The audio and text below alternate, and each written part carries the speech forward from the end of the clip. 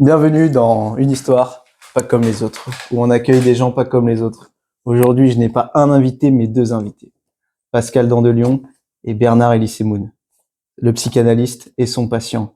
Aujourd'hui, ils sont tous les deux, car notre psychanalyste préféré veut accompagner son patient dans cette histoire qu'il va nous raconter, car c'est quand même un passage très, très dur à raconter de sa vie.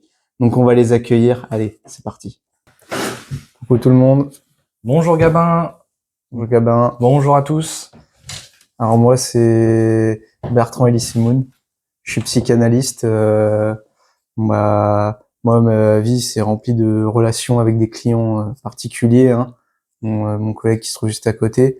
Et lui, il a une histoire assez croustillante à vous raconter. Et je le suis depuis plusieurs mois.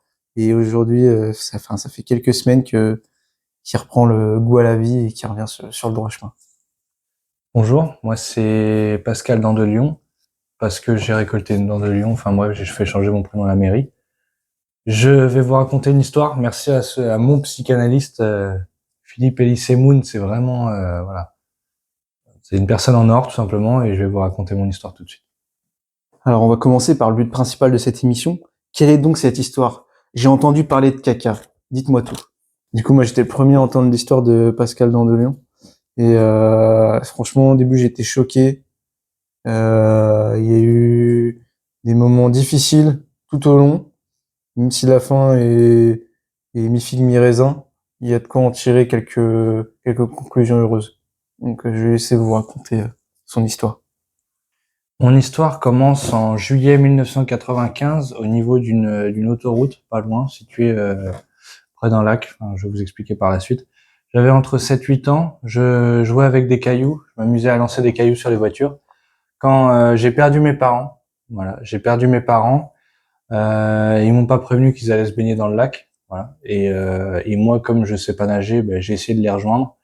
Malheureusement, ben voilà, je suis passé à quelques centimètres de la noyade, parce que heureusement, je suis tombé dans une flaque d'eau juste avant d'aller au lac. Depuis ce jour, j'ai des espèces de maladies un peu étranges qui me viennent et qui repartent de temps en temps, notamment une. J'ai tendance à uriner sur les animaux. Bon, c'est un peu étrange, mais voilà, c'est une maladie qui a été comprise par les médecins bien après. Le problème, c'est que j'avais déjà 25 ans, donc ça me servait plus à grand chose de comprendre pourquoi. Et le problème, c'est que j'ai beaucoup de, bon, pour parler entre nous, j'ai beaucoup de plaintes au cul depuis que je pisse sur tous les chiens qui passent. Moi, je suis un peu là pour le protéger au niveau de ses plaintes, pour savoir que c'est une maladie où normalement il faut goûter l'urine. Et au niveau de l'acidité, j'ai tout de suite compris que il y avait quelque chose. qu'il était malade. Et donc moi, je suis là pour défendre son dossier devant les tribunaux. Quand une petite Mireille me dit que son chien s'est fait uriner dessus, ben moi je lui explique que Pascal. Il y a un homme derrière. Et voilà. Je suis désolé. Pascal, il a des sentiments. Il a le droit à une vie. Merci. Même si elle est pleine d'urine. Du coup, chers messieurs, une fois cette histoire finie, j'aimerais savoir ce que vous faites chacun dans la vie, votre métier, un peu plus de détails croustillants à nous raconter. Allez-y. Mon métier actuellement, je suis facteur. Bon voilà, comprendre, c'est un peu compliqué. Malgré la maladie, j'ai quand même réussi à avoir un job. Moi, je suis facteur avec donc le vélo parce que j'ai pas le permis. On me l'a refusé après que évidemment il y a un chien qui était à l'arrière au niveau de l'auto-école. Ben, voilà, j'ai uriné dans la bagnole, j'ai été viré de toutes les auto-écoles. Bref, donc j'ai directement commencé facteur il y a un bon moment maintenant. Ça fait environ 2 ans que j'ai commencé. On est 16 dans la boîte. Voilà. D'ailleurs, il va peut-être falloir que j'en sorte parce que je suis un peu trop serré.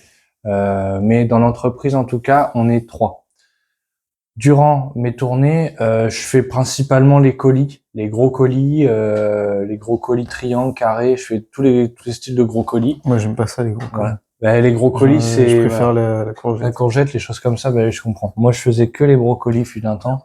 Maintenant, je fais que les gros colis. Les gros colis, faut mettre un timbre dessus et avec son empreinte génitale directement pour donner au client directement. Du coup, moi, en ce qui concerne mon métier, je suis psychanalyste. Je rencontre un tas de spécimens rares, dont certains qui urinent sur des animaux. d'autres qui mangent leur caca le matin. Certains se baladent tout nus dans la rue. Certains même essayent de me faire des avances. Mais moi, je suis un homme comblé. Aujourd'hui, avec une femme qui était une de mes anciennes patientes, effectivement. Et elle adore les pieds. Donc, je vais vous montrer ce qu'elle aime en particulier. Ils sont superbes. Je vais pas enlever mes chaussettes pour question de pudeur. C'est à peu près le 3e orteil. Donc, c'est le plus centré. C'est celui-là où il y a à peu près le plus de crasse. C'est celui-là. Donc, en fait, elle aime lécher entre les fentes ici. L'interstice. Ouais, à peu près là. Je sais pas si j'arrive bien à vous montrer, je suis pas sûr. Au niveau des interstices, elle aime bien prendre ce qui est un peu émietté et à mon chat. Elle me dit que c'est un petit goût salé, un petit goût de bretzel. Donc voilà. Passons à un autre sujet avec mes pieds parce que c'est vrai que moi j'aime pas trop parler de moi, donc je préfère parler de mes. Maintenant, pour finir, j'aimerais vous poser une petite dernière question. Quels sont vos projets pour l'avenir? Qu'est-ce que vous avez prévu pour vous soigner, pour vous remettre sur le bon chemin? Qu'est-ce qui vous pousse à aller dans la vie aujourd'hui? Dites-moi tout. Mes projets futurs, c'est simple, j'en ai un. J'en ai deux. Allez, trois. J'en ai trois. Il y en a un, je voudrais arrêter de manger du sable. Ça, je le fais naturellement, je fais pas exprès, ça me provoque des lourdes irritations de côlon. La deuxième, résoudre mes problèmes un peu de maladies dégénératives, parce que c'est vrai qu'au départ c'était de l'urine, après c'était du vomi, après c'est les deux en même temps. Donc forcément, quand tu urines et que tu vomis en même temps, t'as plus d'eau dans le corps, quoi. Donc c'est compliqué. C'est passer des animaux aux hommes avec une moustache. Donc forcément, c'est pas pareil quand tu pisses sur un homme qui a une moustache que sur un animal. Donc il y a des choses que j'aimerais résoudre. Et la troisième, c'est faire ma carrière de rêve, ce que j'appelle ma carrière de rêve. C'est c'est être chanteur. Je rêve d'être chanteur. C'est vrai que vous avez une très belle voix, C'est vrai. Patrick. Merci. J'aime beaucoup votre voix. Et vous alors, Philippe? Bah moi, je continue dans mon métier, hein, ça me passionne, même si là, parfois ça peut sentir la pisse, la merde. Un homme me montre sa zézette, une femme me montre son anus. Moi, je persévère dans ma passion. C'est qui est aider les gens, tout simplement. On m'a raconté qu'il y avait un de vos patients qui a essayé de vous mordre la zézette, c'est vrai? Effectivement. Mais ma braguette est solide. Ah, d'accord. Je tiens bien. J'ai eu de la chance.